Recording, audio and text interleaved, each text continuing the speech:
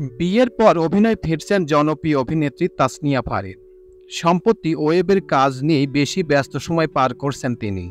কিন্তু এরই মধ্যে ফারিনের বিরুদ্ধে ওটিটির কারণে নাটককে অবজ্ঞা করার অভিযোগ তোলেন অভিনেতা ফারহান আহমেদ জোভান। সেই অভিযোগের পরিপ্রেক্ষিতে এবার মুখ খুলেছেন তাসনিয়া ফারিন। তো হ্যাঁ ভিউয়ার্স, আজকে আমার এই প্রতিবেদনে আপনাদের সামনে শেয়ার করব আসলে হয়েছেটা কি।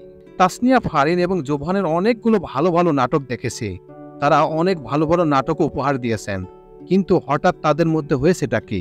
ব্যক্তিগত ইস্যু না অন্য কোনো ইস্যু? হ্যাঁ ভিউয়ার্স, সেই বিষয়ের উপরে চমকপ্রদ কিছু তথ্য এখন আপনাদের সামনে শেয়ার করব। তো চলুন মূল ভিডিওতে চলে যাওয়া যাক।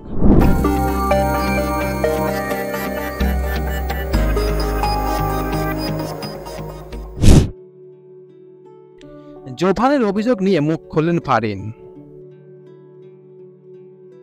বিয়ের পর হানিমুন সেরেই অস্ট্রেলিয়াতে উড়াল দিয়েছেন অভিনেত্রী তাসনিয়া ফারিন। সেখানে শুটিং করছেন শিহাব শাহীন পরিচালিত কাছের মানুষ দূরে থুইয়া সিনেমার। এতে তার বিপরীতে অভিনয় করছেন গায়ক ও অভিনেতা প্রীতম হাসান।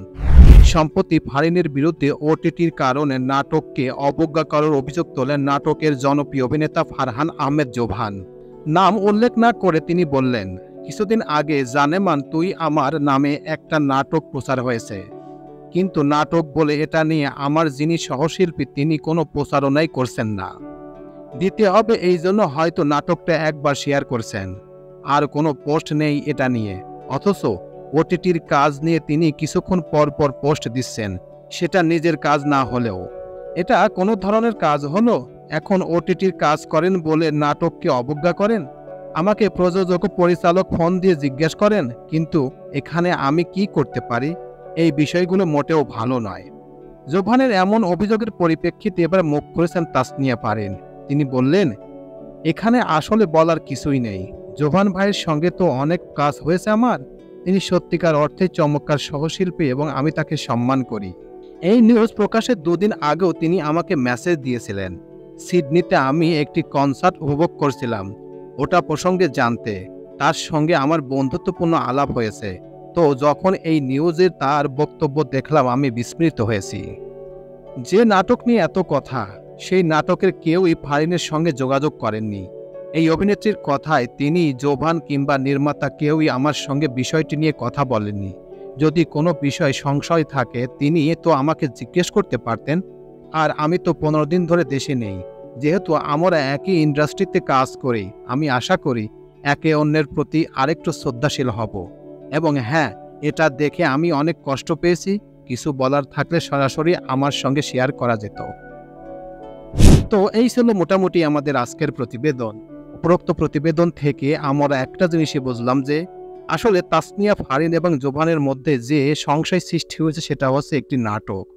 সেই নাটকে বেশি পরিমাণ প্রচারণা করছেন না তাসনিয়া ফারিন, এমনই অভিযোগ করেছেন জোভান।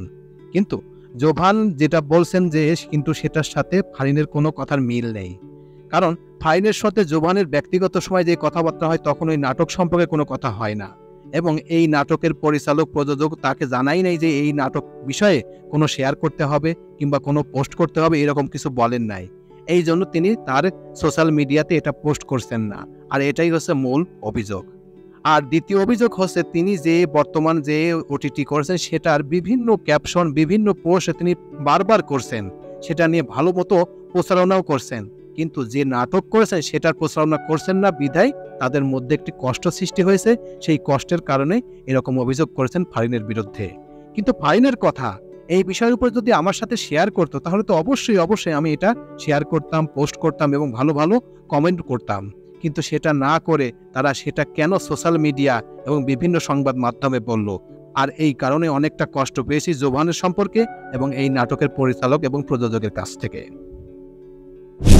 প্রিয় ভিউয়ার্স, আমার এই তথ্য এবং ভিডিওটি যদি আপনাদের কাছে একটুখানি ভালো লেগে থাকে তাহলে অবশ্যই লাইক, কমেন্ট, শেয়ার করবেন এই ভিডিওটি। আর যারা এখন পর্যন্ত আমার এই চ্যানেলটি সাবস্ক্রাইব করেন নাই তারা দ্রুত আমার এই চ্যানেলটি সাবস্ক্রাইব করে রাখবেন। তো আজকে এই পর্যন্তই, সবাইকে ধন্যবাদ জানিয়ে এখানেই শেষ করছি। আল্লাহ হাফেজ।